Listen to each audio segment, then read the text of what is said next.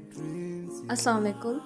Research methods in psychology में हम आज नया एक टॉपिक स्टार्ट कर रहे हैं, that is ethical issues in the conduct of psychological research.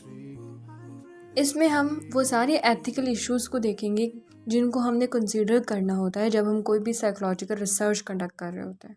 Okay, सबसे पहले हम देख लेते हैं एथिकल रिस्पॉन्सिबिलिटीज़ जो कि किसी भी रिसर्चर या साइंटिस्ट की हैं, जो भी बंदा रिसर्च में काम कर रहा है उसकी होती हैं।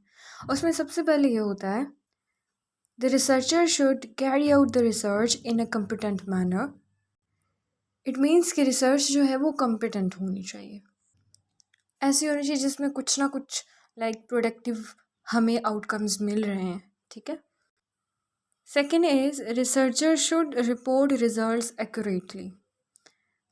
रिसर्चर जो है वो रिजल्ट्स को रिपोर्ट करेगा in the best possible way, कि जिसमें कोई किसी भी तरह की अनसर्टेनिटी ना रह जाए, करेक्ट फॉर्म में उनको रिपोर्ट करेगा।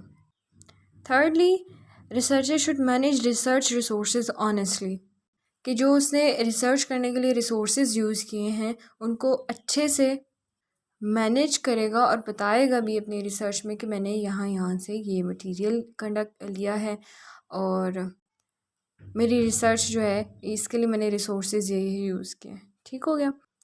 Fourthly, the researcher should Fairlie acknowledge the individuals who have contributed their ideas or their name, time and effort। मतलब जिन लोगों ने पार्टिसिपेट किया है रिसर्च में, जिन्होंने अपना टाइम दिया है, कुछ ना कुछ अपनी एफर्ट्स की हैं, तो उनको एक्नॉलेज किया जाए, बताया जाए कि इस बंदे ने इसमें अपना रोल प्ले किया है। उसके बाद है जी, researcher should consider the consequences to society of any research attempt, कि उस रिसर्च के सोसाइटी पे क्या इफ़ेक्ट्स होंगे, उन सब को वो कंसीडर करे। अगर तो नेगेटिव इफ़ेक्ट्स हैं, उसका कोई प्रोडक्टिव हमें इफ़ेक्ट नहीं मिल रहा, तो वो रिसर्च कंडक्ट ना करें। अगर तो उसके अच्छे आउटकम्स हमें सोसाइटी में मिलेंगे तो फिर वो उसको कंटिन्यू करे। उसके बाद है, researcher should speak out publicly on societal concerns related to scientist acknowledge and expertise.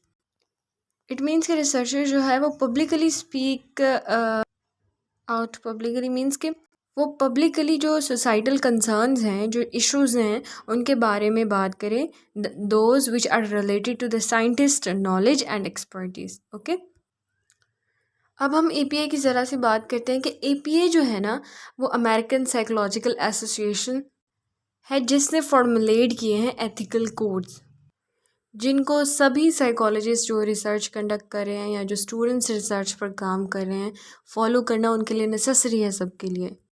APA ethics code sets standards of ethical behaviour for psychologist और द स्टूडेंट्स, और इन सारी गाइडलाइंस को, जो कोड्स उन्होंने सेट किए हैं, उन सब को फॉलो करना नेसेसरी है in order to conduct a psychological research.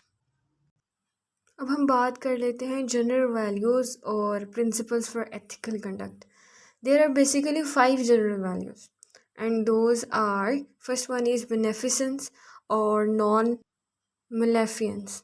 ठीक है, मतलब बेनिफिशियल हो, उसका कोई नुकसान ना हो एथिकल रिसर्च का। Second is Fidelity and responsibility, जो भी रिसर्च कंडक्ट की जाए वो रिस्पॉन्सिबिलिटी के साथ की जाए from starting till the end. उसके बाद है इंटीग्रिटी।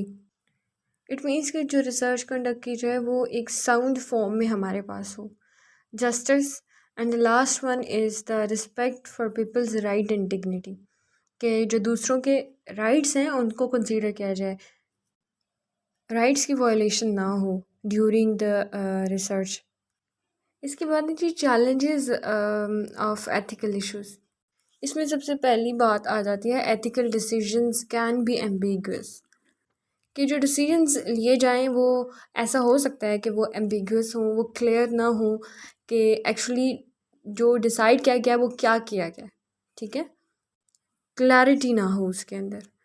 और इसमें क्लैरिटी लाने के लिए ज़रूरी होता है कि डिसीजंस बनाने से पहले भी और बाद में भी कंसल्ट किया जाए दूसरों के साथ, जो कि ज़्यादा एक्सपीरियंस्ड हो और जिनके पास ज़्यादा नॉलेज हो उस पर्टिकुलर एरिया में जिसमें रिसर्च की जानी है। सेकेंडली जो चैलेंज आ जाता है that is ethical dilemmas require problem solving. It means कि ड्यूरिंग द रिसर्च कुछ ऐसे सिचुएशंस आ जाती हैं जहाँ पर प्रॉब्लम्स को पहले सॉल्व करना पड़ता है, जिसमें सबसे पहले प्रॉब्लम सॉल्विंग आप करेंगे तो फिर ही आप जाके फर्दर अपना प्रोसेस वगैरह कर सकते हैं। नेक्स्ट जो टॉपिक है वो है ethical issues to consider before beginning research. अब जो रिसर्च प्रपोजल दिया जाता है उसको रिव्यू करना बहुत ज़रूरी होता है to check if it meets the ethical standards और नॉट। तो इसके लिए जो है इंस्टीट्यूशनल रिव्यू बोर्ड्स होते हैं, IRB जिनको कहते हैं, जिसमें ह्यूमन सब्जेक्ट रिसर्च कमेटी होती है HSRC और institutional animal care and use committee होती है IACUC। अब हम देखते हैं ये दोनों कमेटीज़ जो हैं इनके क्या कॉन्स्टिट्यूएंट्स होते हैं।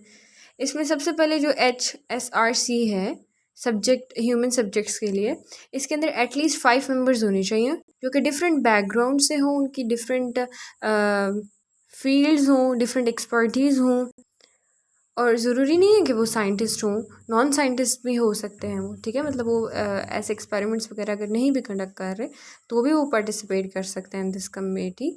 और एक पर्सन जो है ना वो ज़रूरी होता है कि वो उस फील्ड के साथ या उस इंस्टीट्यूशन के साथ जहाँ पर आप रिसर्च कर रहे हैं उसके साथ कोई ताल्लुक़ ना हो।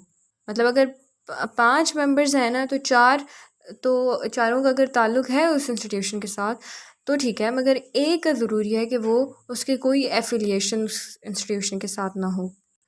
और इसके अंदर जो है ना ऐसे सारे कंपोनेंट्स को देखा जाता है जहाँ पर जो राइट्स होते हैं पार्टिसिपेंट ह्यूमन पार्टिसिपेंट्स के, वो चेक किए जाते हैं कि उनको कहीं वायलेट तो नहीं किया जा रहा, उनको कंसीडर किया जा रहा है कि नहीं। ठीक हो गया। उसके बाद है institutional animal care and use committee. इसमें बेसिकली जो है ना वो एनिमल राइट्स की बात की जाएगी और उन्हीं के लिए कमेटी बनाई जाती है। Review research to make sure animals are treated ह्यूमेनली।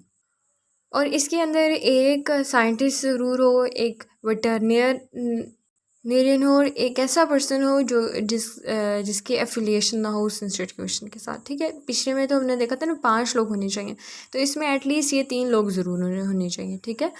एक वो जो कि साइंटिस्ट और दूसरा वो जिसकी इंस्टीट्यूशन के साथ कोई एफिलिएशन ना हो, और तीसरा वो बंदा जो नॉलेज रखता हो एनिमल साइंसेस से रिलेटेड। ठीक हो गया। चलिए अब आ जाते हैं मेजर एथिकल इश्यूज़ की तरफ, जो कि हैं जो सबसे पहले है द रिस्क रेशो बेनिफिट, जिसमें हम डिटरमाइनिंग रिस्क, मिनिमल रिस्क और डीलिंग विद रिस्क देखेंगे। और सेकेंडली जो है वो आता है informed consent, thirdly deception in psychological research, फिर डीब्रीफिंग आ जाती है, उसके बाद रिसर्च विद एनिमल्स आ जाता है, और लास्ट पे जो है रिपोर्टिंग ऑफ साइकोलॉजिकल रिसर्च है। तो ये सारे एथिकल इश्यूज़ हैं, जिसमें सबसे पहले हम स्टार्ट करते हैं रिस्क रेशो बेनिफिट से।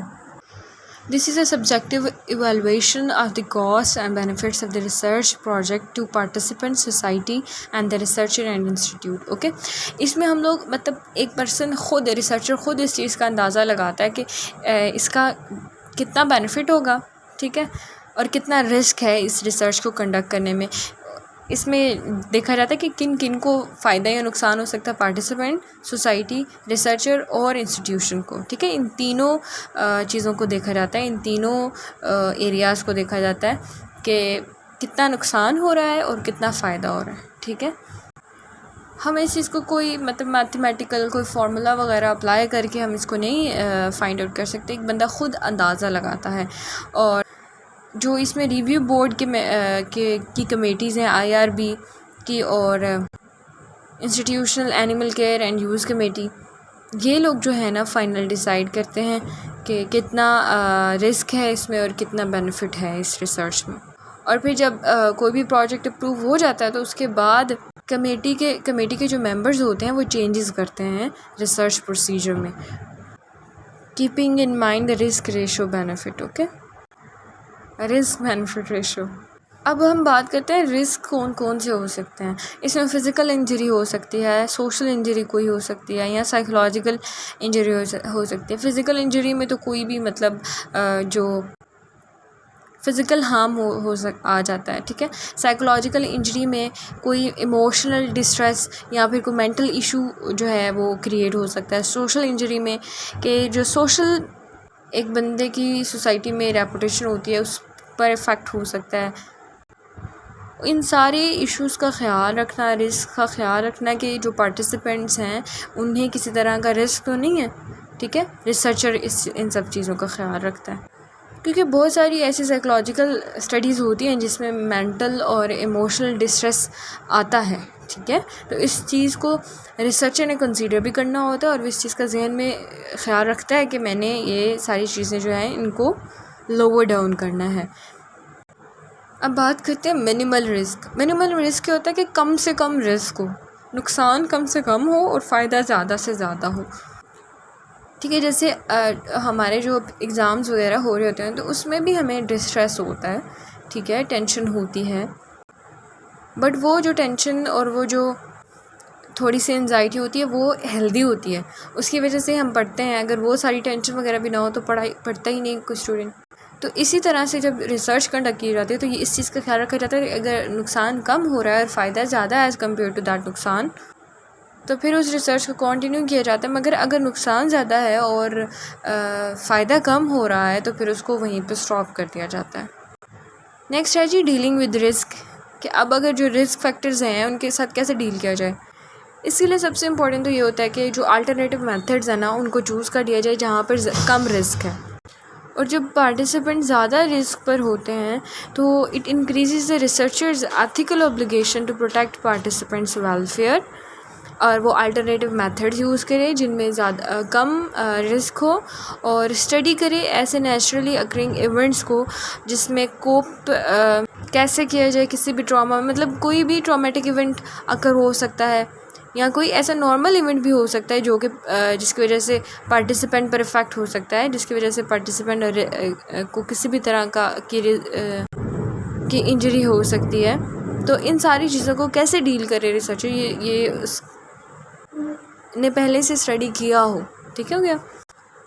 तो ये रिस्क के बारे में हम लोगों ने देख लिया। रिस्क रेशो बेनिफिट, इसमें बेसिकली ये होता है कि बेनिफिट देखा जाता है कि कम का है या ज़्यादा है और रिस्क कम है कि ज़्यादा है। जहाँ पर रिस्क कम हो बेनिफिट ज़्यादा, उस रिसर्च को कंटिन्यू किया जाता है। दूसरी को कोशिश की जाती है कि अल्टरनेटिव मेथड्स यूज़ करके उनको रिस्क को कम किया जाए, ठीक है, और फिर उस रिसर्च को कंटिन्यू किया जाए। इसके बाद जो सेकंड एथिकल इशू है ना वो है जो कॉन्फिडेंशियलिटी। कॉन्फिडेंशियलिटी होता है कि उसकी आइडेंटिटी, ठीक है। One way to protect participants from social risk is to keep their responses confidential. मतलब जो भी इंफॉर्मेशन हमें पार्टिसिपेंट से मिल रही है उसको हाइड किया जाए, उसे छुपाया जाए, मतलब उसको इस तरह से रिवील ना किया जाए, जिसमें जो उनके रिस्पॉन्सेज आते हैं उनको भी जो है वो कॉन्फिडेंशियल रखा जाए। जो उनकी आइडेंटिटी है उनको कॉन्फिडेंशियल रखा जाए, जिसमें उनके पर्सनल कोई भी आइडेंटिटी जैसे नेम है, उनका एरिया है, ठीक है, उनसे रिलेटेड मतलब कोई भी इंफॉर्मेशन जो हम अपनी रिसर्च में उनसे ले रहे हैं उनको कॉन्फिडेंशियल रखा जाए। और जो रिपोर्ट्स हमें मिल रही हैं in terms of statistical averages उनको भी कॉन्फिडेंशियल रखा जाए।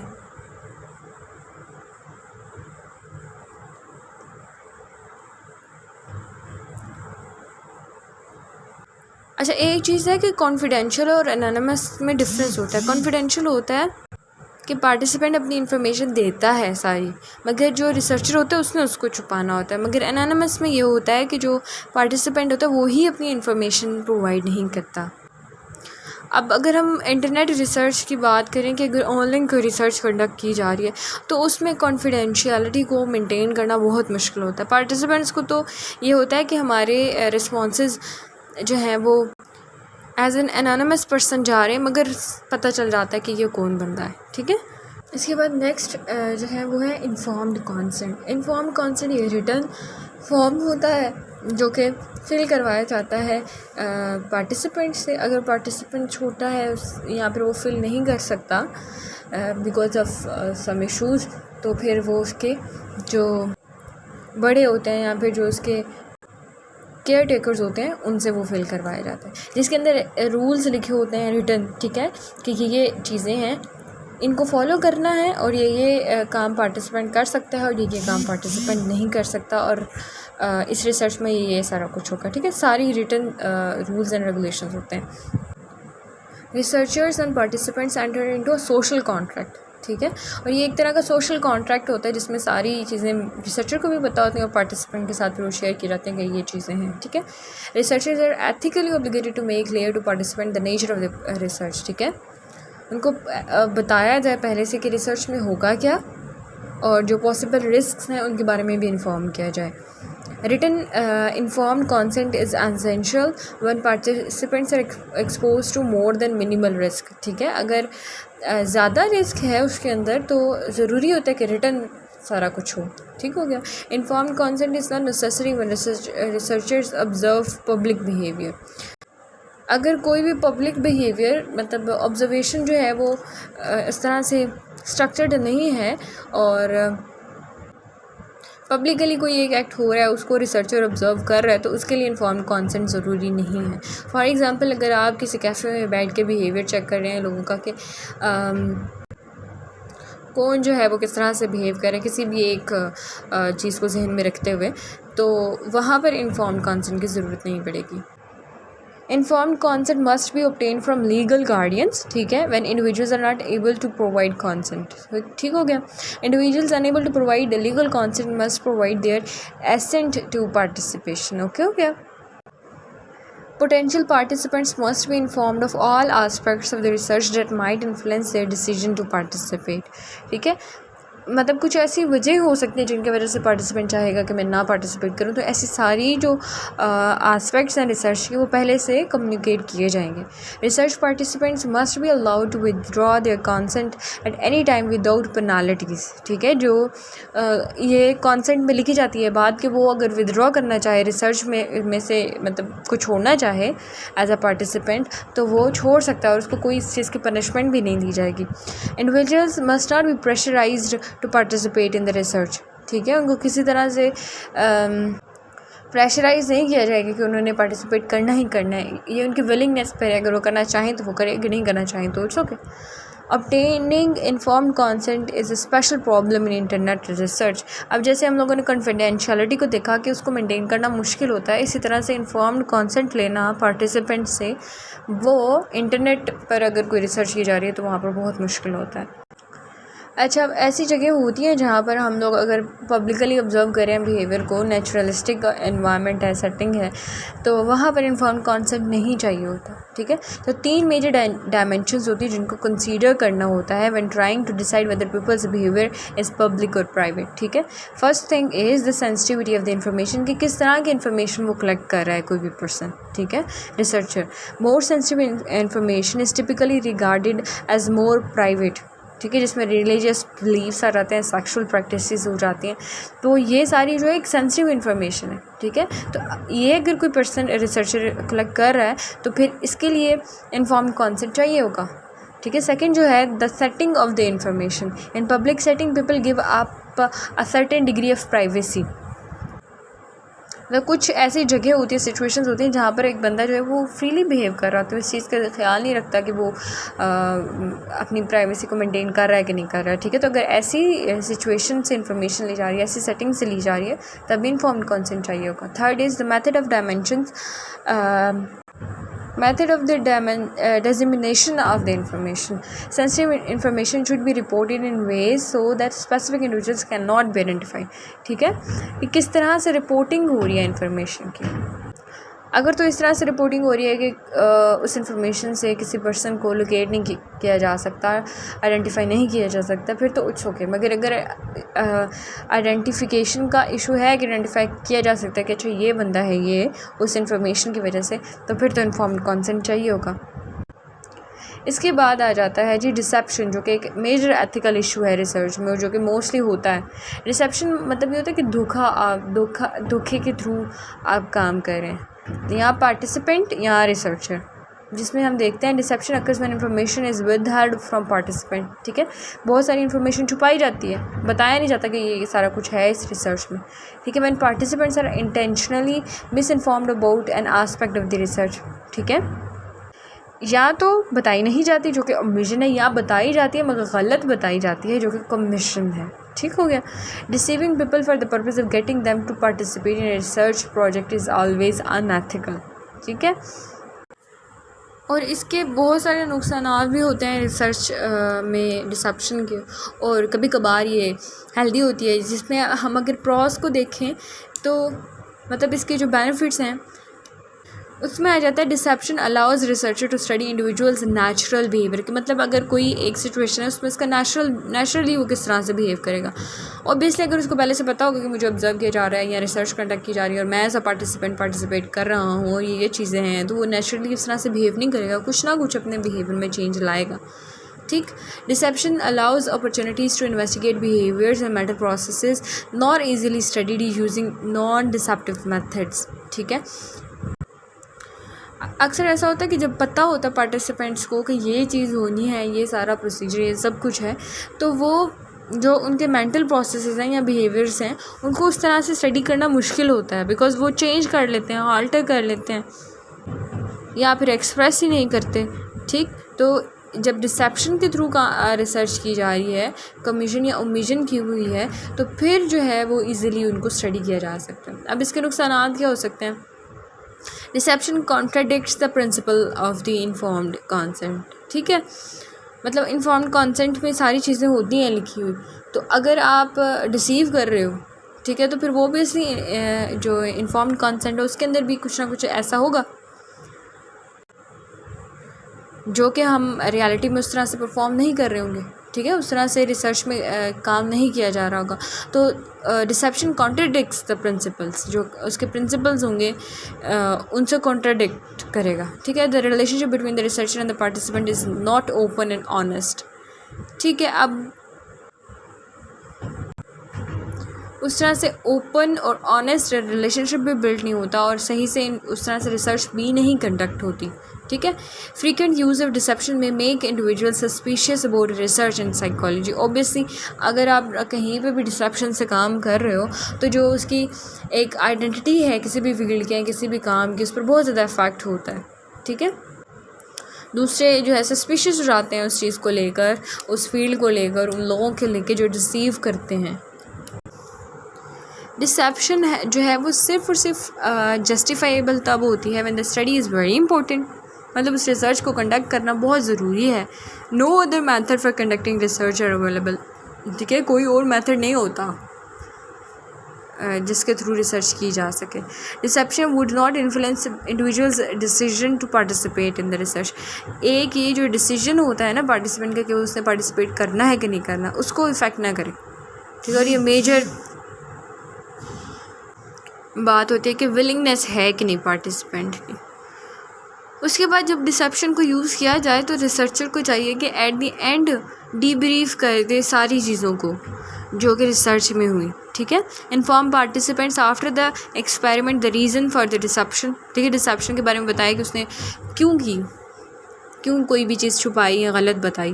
Discuss any misconception they have. उनके अगर कोई मिसकंसेप्शन है रिगार्डिंग द रिसर्च तो उनको क्लैरिफाई किया जाए। Remove any harmful effect of the deception. अगर कोई हार्मफुल इफेक्ट किसी को कोई फिज़िकली या किसी भी तरह से इमोशनली कोई डिस्टर्ब हुआ है तो उसको रिमूव करने की कोशिश की जाती है। ठीक है। This is called debriefing done even without deception. अगर डिसेप्शन नहीं भी हुई ना, डिसेप्शन नहीं भी की गई रिसर्च में, तो भी डी ब्रीफिंग करना ज़रूरी होता है। डीब्रीफिंग में ये होता है कि आपने कंप्रहेंसिव वे में पूरी रिसर्च को बता देना होता है कि ये सारा कुछ इसमें हुआ और ये चीज़ें हमने कंक्लूड की। इसके बहुत सारे फ़ायदे होते हैं। सबसे मेजर ये होता है कि जो पार्टिसिपेंट होता है वो उसको अच्छा लग रहा होता है कि अच्छा जी मैंने इस रिसर्च में पार्टिसिपेट किया, मैंने कुछ अच्छा काम किया। ठीक है। और जो पार्टिसिपेंट होता है उसको थोड़ी सी इन्फॉर्मेशन भी गेन होती है। और जो रिसर्चर होता है वो फिर क्योंकि कम्युनिकेट किया जा रहा होता है, रिसर्चर भी बता रहा होता है और फिर फीडबैक ले रहा होता है पार्टिसिपेंट से, तो इस तरह से जो फीडबैक होता है ना उसके थ्रू रिसर्चर को बेनिफिट होता है इन डीब्रीफिंग। अब है जी research with non human animals. Non human animals are used in research to benefit humans. अब बहुत सारी ऐसी रिसर्चेस होती हैं जो डायरेक्टली हम ह्यूमंस पर अप्लाई नहीं कर सकते। पहले रिसर्च की जाती है एनिमल्स पर और इसके बाद फिर उसको फाइनली इंसानों पर अप्लाई किया जाता है, रिसर्च किया जाता है। और उसके बाद फिर अगर वो ठीक होती है, उसके रिजल्ट्स अच्छे आते हैं, तो फिर उसको फर्दर कंटिन्यू किया जाता है। तो अब अगर हम एनिमल्स को यूज़ करें, जैसे फॉर एग्ज़ाम्पल अगर हम लोगों ने ड्रग्स को चेक करना है कि वो सेफ़ होंगे कि नहीं, तो इंसानों के लिए, तो उनको सबसे पहले एनिमल्स पर जो है वो टेस्ट किया जाता है और उसके बाद फिर इंसानों के यूज़ के लिए उसको अलाउ किया जाता है। ठीक इसी तरह से ऐसे प्रोसीजर जिनकी वजह से पेन या डिस्कम्फर्ट क्रिएट होता है, तो इनको भी पहले एनिमल्स पर अप्लाई किया जाता है, उसके बाद फिर फाइनल जो होता है वो इंसानों पर। Can not be ethically done with humans obviously. According to the APA ethical standards and IACUCs, the researcher who uses animal subject is ethically obligated to look out for their welfare and to treat them humanely। ठीक है, ये नहीं है कि आप किसी भी तरह से किसी भी तरह की रिसर्च इन जानवरों पर भी अप्लाई कर दें, आपने उनके भी वेलफेयर को जहन में रखना है कि उनको भी ज़्यादा हार्म ना हो। ठीक, any pain, discomfort or death must be justified by the potential scientific, educational or applied goals। ठीक है, अगर तो उससे ज़्यादा बेनिफिट मिल रहा है तो पेन, डिस्कम्फर्ट और डेथ की वजह से एनिमल्स की, तो फिर तो वो जस्टिफाइबल है। ठीक है, मगर अगर उसका कोई फ़ायदा नहीं है एजुकेशनल फील्ड में भी, या फिर साइंटिस्ट को ख़ुद कोई पोटेंशियल फ़ायदा नहीं उसको मिल रहा, तो फिर वो जस्टिफाइबल ऑब्वियसली नहीं है। इसके बाद आ जाती है reporting psychological research. Communicate research findings in journals and to the general public. ठीक है, अब इसके बाद अब आपने रिसर्च कंडक्ट कर ली, सारी एथिकल इश्यूज़ को भी अपने जहन में रखा जो पीछे हमने पढ़े। इसके बाद जो रिपोर्टिंग आ जाती है ना, इसमें आपने कम्युनिकेट करना होता है, जनरल पब्लिक होती है, यहाँ पे जो इस फील्ड के लोग होते हैं उनके साथ कि अच्छा मैंने ये रिसर्च कंडक्ट की है, इसमें ये सारा कुछ हुआ। ठीक है, publication credit acknowledge fairly those who have contributed to our research project। ठीक है, फेयरली आप सही से ऑनेस्टली बताएं जिसने कंट्रीब्यूट किया रिसर्च प्रोजेक्ट में। Authorship should be based on scholarly importance of individuals contribution. ठीक हो गया, उसके बाद प्लेजरिज्म को भी कंसीडर करना है। Do not present substantial portions or elements of another's work as your own। अगर आप किसी का कोई काम यूज़ भी कर रहे हैं ना अपनी रिसर्च प्रोजेक्ट में, या जो आपकी रिपोर्ट आपने बनाई है, तो उसमें आपने मेंशन करना होता है कि ये चीज़ मैंने यहाँ से ली है, इस जो है रिसर्च से लिया है, या मैंने इस जर्नल से ये चीज़ ली है। ठीक है, ये उसकी फाइंडिंग्स हैं और उसका नाम वगैरह मेंशन किया जाता है। Site the sources of your ideas. आपने जहाँ से आइडियाज़ लिए होते हैं आपने वो सोर्सेज भी मेंशन करनी होती हैं। So many dreams, yeah, in my life. I dream a lot of things in my life.